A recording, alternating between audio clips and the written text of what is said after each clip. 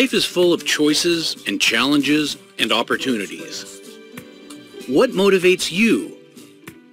What defines your hero? I am a mountain. I am a tall tree. Oh, I am. How about this man? His perseverance, determination, and true grit are something to be admired, and if more people followed that, the world would be a better place. Oh, I am a vision. When people talk about heroes, great athletes, movie stars, and politicians come to mind. They don't hold a candle to Bill Porter. For me, there is no greater hero than Bill Porter. He is head and shoulders above the rest. Feel it. I'm the world's greatest. I once read that courage is the most important virtue, because without it, you can't do anything else with consistency. You, Mr. Porter, are living proof and the embodiment of all that I believe courage means. I am a mountain. I am a tall tree. Oh. Doors have played a big part in Bill Porter's life. So many have been closed to him that he could have become a bitter man. But he has a secret key, forged by his steel will and a spirit that can't be broken. Bob Brown is going to make your night with the simple story of a simply remarkable man. So many people over the years noticed this man walking through their neighborhoods in Portland, Oregon, and never knew who he was or what he did. He was carrying a briefcase, wearing a tie, with his shirt cuffs neat and his shoes shined, and his gaze fixed on the houses ahead of him. What he was doing was selling household products door to door for the Watkins Company. His name is Bill Porter, and because the sight of a door-to-door salesman is growing rare in this age when people are reluctant to open their doors to strangers, a reporter for the Portland Oregonian named Tom Holman thought there might be a story in it. So I called him, and he was adamant, no story. And I remember finally on a Saturday, calling him at home saying, just let me come over and introduce myself to you and tell you what I want to do. Mr. Porter has cerebral palsy. His mother, Irene, told him that a doctor's instrument had damaged a section of his brain at birth, and the condition affects his walk, his hands, his speech, all the natural tools of the work he chose. His one unwavering source of encouragement was Irene Porter. Tell me a bit about your mom. What would she say to you? She inspired me to go ahead. Her inspiration kept him going when voice after voice told him there was no work he could handle.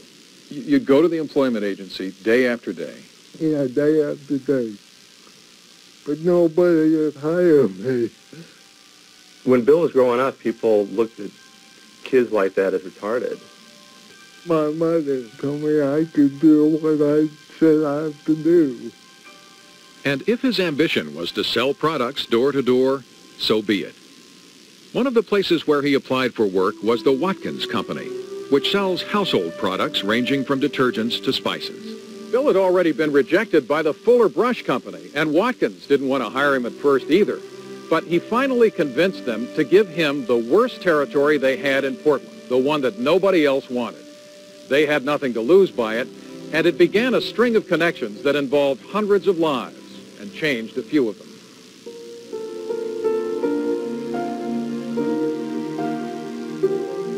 Before he ever attempts his first sale in a day, Bill Porter has a system that begins when he leaves his house at 7:45 a.m. to wait for the bus to downtown Portland.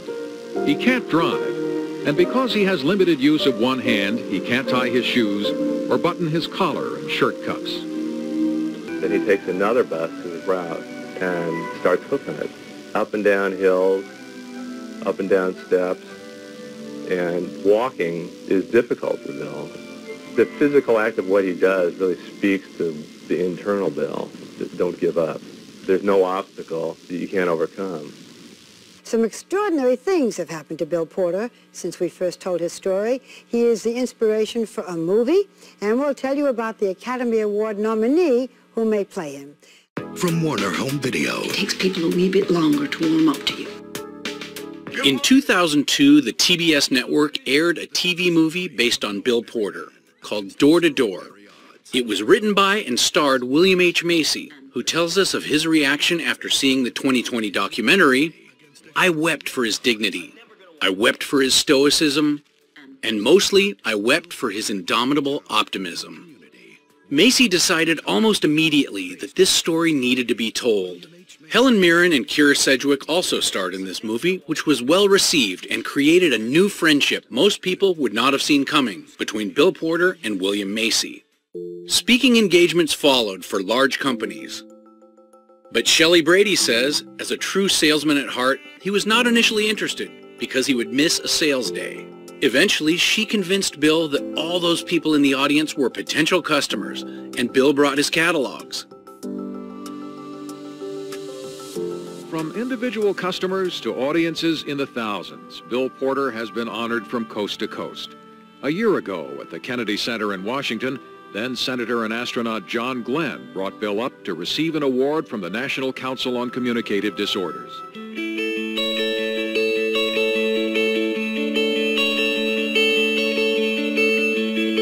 Lessons we have learned from Bill Porter. Bill says he doesn't remember thinking negatively about his condition. He is blessed with inheriting a philosophy from his parents that believes in focusing on the future, not dwelling on the past. Bill often said, "My condition will never get any worse, nor will it get any better. What you see is what you get. It's not a big deal. It's part of my past, and it doesn't bother me. It doesn't stop me from accomplishing whatever I set my mind to," which happens at this moment to be doing well with the Watkins collection and doing even better in 2 weeks.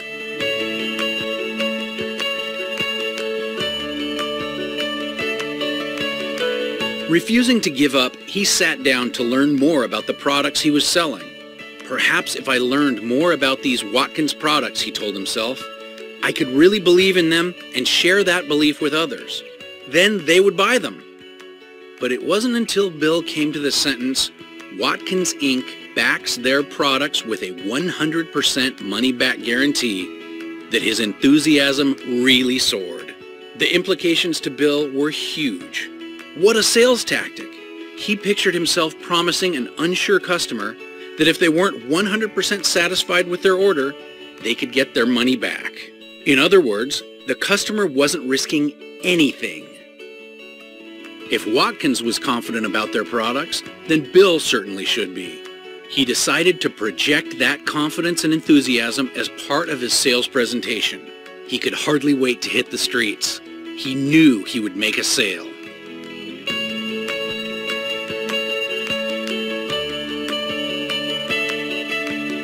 For those customers that were adamant, I'm not interested in anything, how did you convert them? Basically, he says he just kept going back. And do you hear the word no? No, He doesn't hear the word no. What does no mean to you? yes. Yes. It's a disguised yes.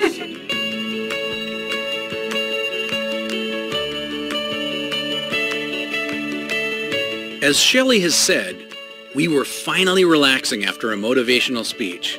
Literally minutes had passed since we sat down in the sun. Bill brought me back to reality when he asked, how many messages do you think are on my answering machine? I mean, how many orders? Some of those people are going to buy their products at a warehouse store if I don't get back soon. I doubt it, Shelley said. Those customers are loyal to you. Exactly, Bill replied. Loyal to me, not an answering machine.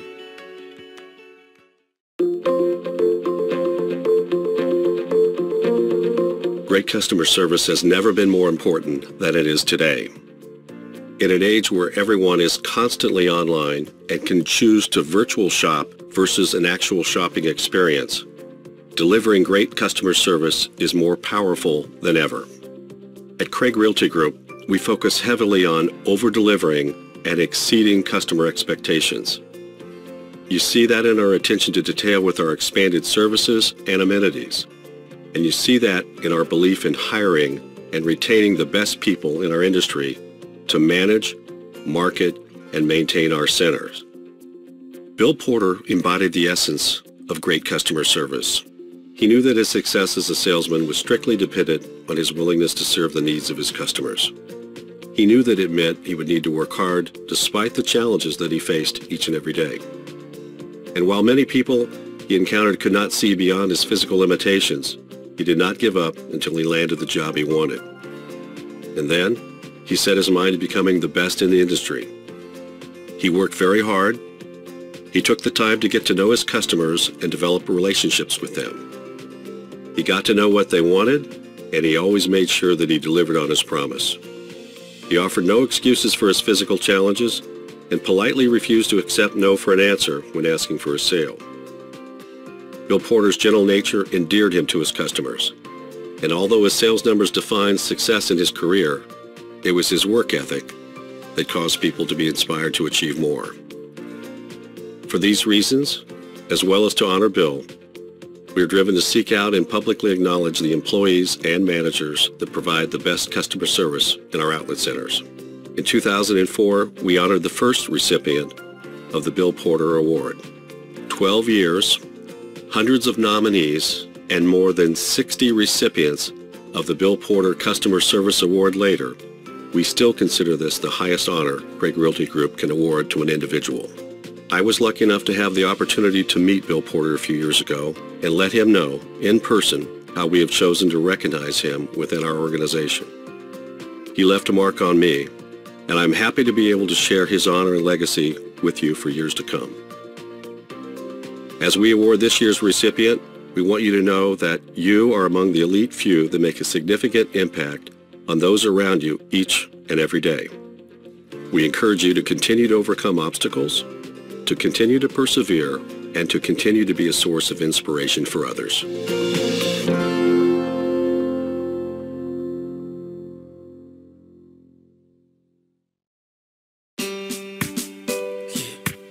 As Bill Porter has said, to me, the thought that others will find my life worthy of an entire book or movie is unbelievable.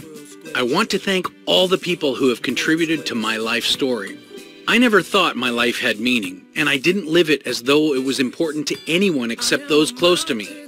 My message to everyone who reads or hears my story is your life is important too. Think about each person you meet each day of your life and what effect you might have upon them, for good or ill. It isn't always the big decisions that make a difference in our lives. More often, it's the little ones, like an extra smile or wave. Live your life as best you can. Thank you, each of you. And every time you ask yourself if you can make a difference, remember the answer. You bet you can. Pick up high. Hey, I made it. I'm the world's greatest. And I'm that little bit of hope. When my back's against the ropes, I can feel it. I'm the world's greatest.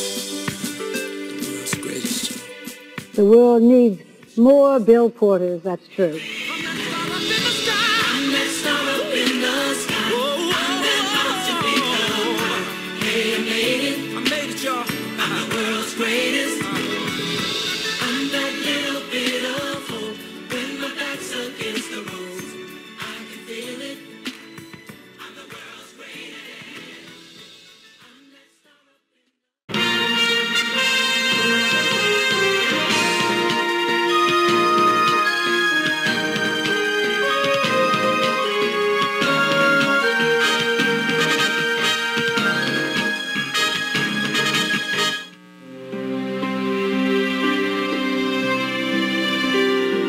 Now we invite you to take a walk with Bill Porter, a man whose story drew one of the largest responses we have ever gotten at 2020. And when you witness the combination of heart and courage that drives him, you'll understand why. Some extraordinary things have happened to Bill Porter since we first told his story. He is the inspiration for a movie, and we'll tell you about the Academy Award nominee who may play him. But first, Bob Brown again brings you the simple story of a simply endearing man. So many people over the years noticed this man walking through their neighborhoods in Portland, Oregon, and never knew who he was or what he did. We have horrible long dark winters, and you'd see him on these terrible rainy days crossing these busy roads, and then I actually never knew who he was. I thought, what is that man doing? He was carrying a briefcase, wearing a tie, with his shirt cuffs neat and his shoes shined, and his gaze fixed on the houses ahead of him. What he was doing was selling household products door to door for the Watkins Company. His name is Bill Porter, And because the sight of a door-to-door salesman is growing rare in this age when people are reluctant to open their doors to strangers, a reporter for the Portland Oregonian named Tom Holman thought there might be a story in it. So I called him, and he was adamant, no story. And I remember finally on a Saturday, calling him at home saying, just let me come over and introduce myself to you and tell you what I want to do. Bill Porter did agree to an introduction here in his house in a middle-class Portland neighborhood. And when Tom Holman arrived, his planned portrait of a door-to-door salesman soon began to develop into a story unlike anything he had imagined. Mr. Porter has cerebral palsy. His mother, Irene, told him that a doctor's instrument had damaged a section of his brain at birth, and the condition affects his walk, his hands, his speech, all the natural tools of the work he chose. He was born in 1932 when cerebral palsy was barely understood. As a child, he was teased, sometimes unmercifully. His father died when he was still young, and when others sought to discourage him as he grew old enough to work, his one unwavering source of encouragement was Irene Porter. Tell me a bit about your mom. What would she say to you? She inspired me to go ahead. Her inspiration kept him going when voice after voice told him there was no work he could handle. You'd go to the employment agency day after day. Yeah, day after day. But nobody would hire me. When Bill was growing up, people looked at kids like that as retarded, that there was no future for them. And the state told Bill he was unemployable and he should collect disability payments. And his mother believed in this kid. My mother told me I could do what I said I have to do. And if his ambition was to sell products door to door, so be it. One of the places where he applied for work was the Watkins Company, which sells household products ranging from detergents to spices. Bill had already been rejected by the Fuller Brush Company, and Watkins didn't want to hire him at first either. But he finally convinced them to give him the worst territory they had in Portland, the one that nobody else wanted. They had nothing to lose by it, and it began a string of connections that involved hundreds of lives and changed a few of them.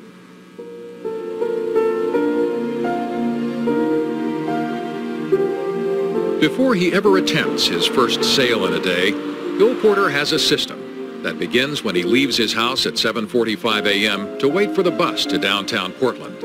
He can't drive, and because he has limited use of one hand, he can't tie his shoes or button his collar and shirt cuffs. Hey, Donnie, how are you?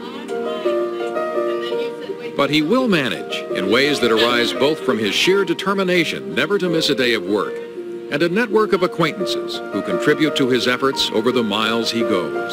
Bye. People who might remain anonymous to others take a moment to be themselves with Bill. At 8:05, he gets off the bus in downtown Portland and walks to the Fifth Avenue Suites Hotel.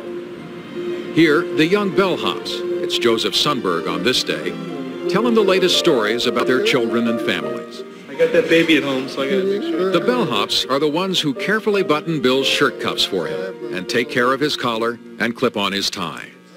And it's such a role reversal. A young man buttoning a man who's old enough to be his father's shirt. There's something very tender about it, something so pure and innocent about both of them. First time. His next stop is a block from the hotel, the Greeling Brothers Shoe Parlor. This is where the shine comes from. This is where his shoes finally are tied for him by Jeff McAlpine. Then his painstaking daily work begins. Then he takes another bus to his route and starts hoofing it. Up and down hills, up and down steps, and walking is difficult for Bill. The physical act of what he does really speaks to the internal Bill. Don't give up. There's no obstacle that you can't overcome. He walks 7 miles and more each day with a chronic back ailment to stand and listen to people say yes or no to his overtures, door by door. But this man who faced so much discouragement early in his life never complains and has never been put off by the rejections in his 35 years of selling. It goes with the territory. You just realize it's business when people say realize it's a job, right? It doesn't bother me. Is that your mom? Yeah, right. One person Bill Porter has let in on some of his secrets of selling is Shelley Brady, who started working for Bill when she was in high school because he needs someone who can drive to deliver the products that his customers order. He says, I will knock on a door and they'll tell me no, and they'll tell me to never, ever, ever come back. I don't think there's anything we need this time. He doesn't hear that. He doesn't hear the word no. He never gives up. And they are some of his best customers. This stop is at Janet Brown's house. Bill doesn't carry a display case, but he does carry pictures of his products that he has mounted carefully in plastic pages. Is that where it comes in two packages? No, you can buy them individually, yeah. He doesn't leave without me buying something. Like Creole? I haven't tried too much Creole. He's got it figured out. He just keeps showing me things until I find just the right thing. I'm going camping, so I think I better get some insect. His customers fill out their own order forms for him before he's off again. Bye-bye.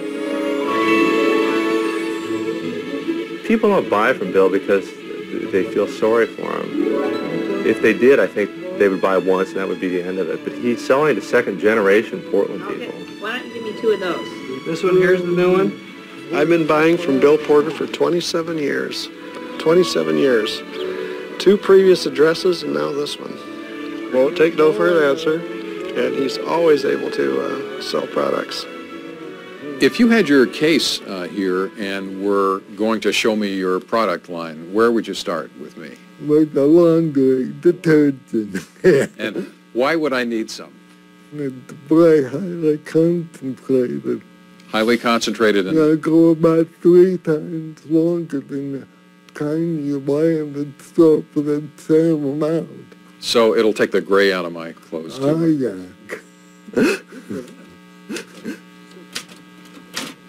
At the end of a series of orders, in his home, Bill types up what his customers have written down for him, using one hand, one finger.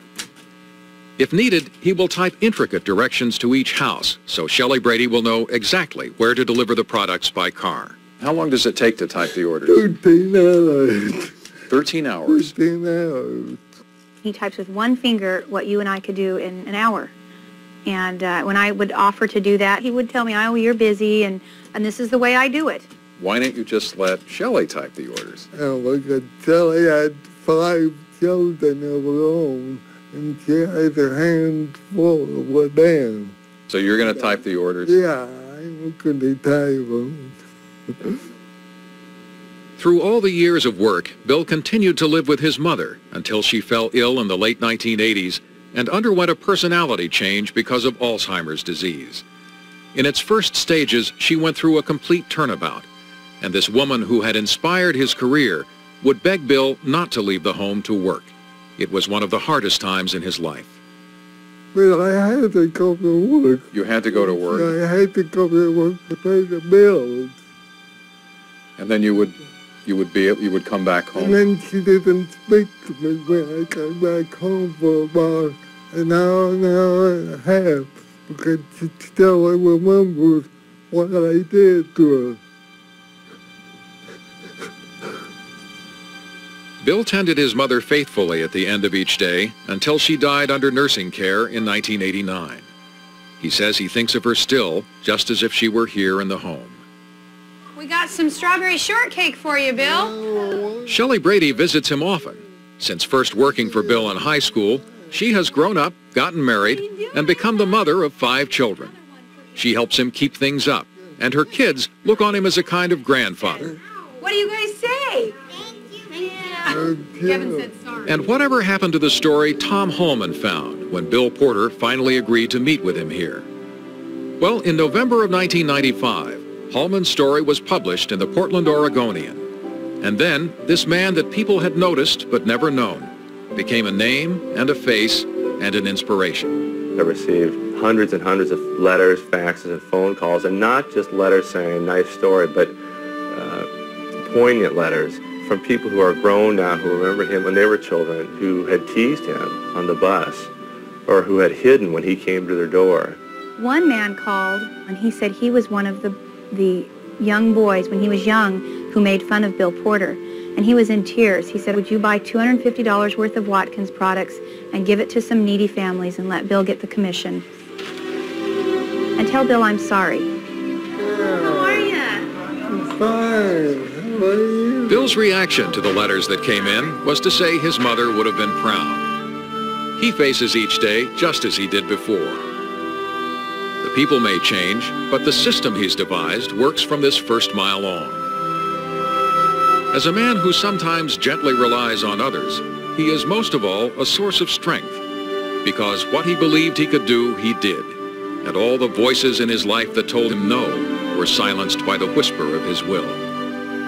He hardly ever takes vacations, sticks stubbornly to the order he has established, and rain or shine, will walk his 7 or more miles a day, often painfully, for around $300 a week, never complaining, noticed in passing from the windows of homes and cars, neatly dressed, moving on. He is one of the last of his kind, so take a good look at him. I think all of us want to think we have a little bit of Bill Porter in us. That's one of Bill's great features, is he's a man really unspoiled by the times. I know. Take care. This was a man from a different era, working in a world that really didn't need a man like Bill Porter.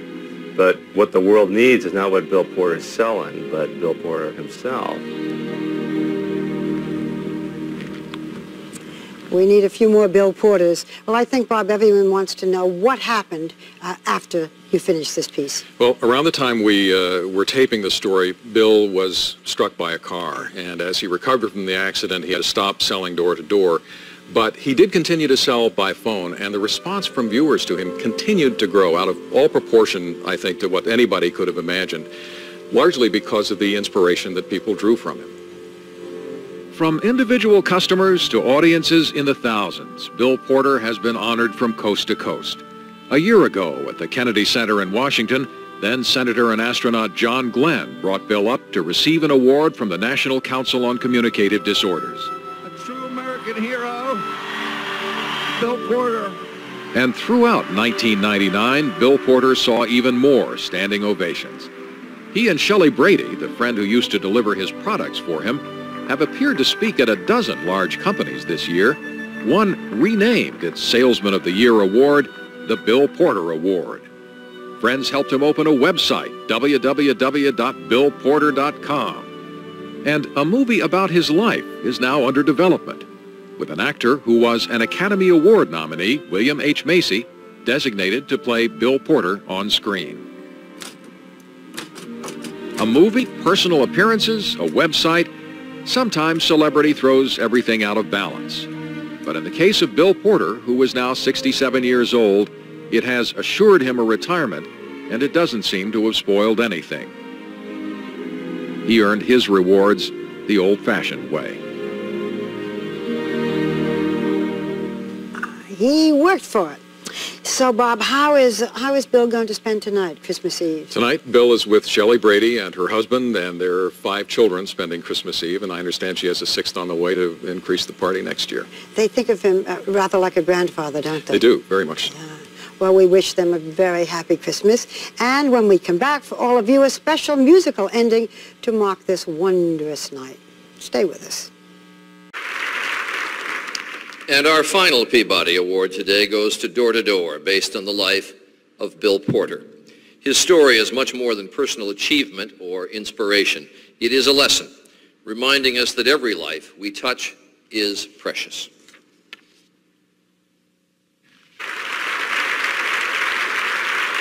And here to accept the Peabody is William H. Macy, co-writer and star of Door to Door. Thank you. We're almost finished. I've had a birthday since lunch. I'm William H. Macy. I acted in and co-wrote the script. This is Stephen Schachter. He directed and co-wrote the script. This is David Rosemont. He produced the film. And this is Dan Angel. He produced the film and found the story. And more importantly, he found the rest of us. Door to Door appears to be an affliction movie, but it's not.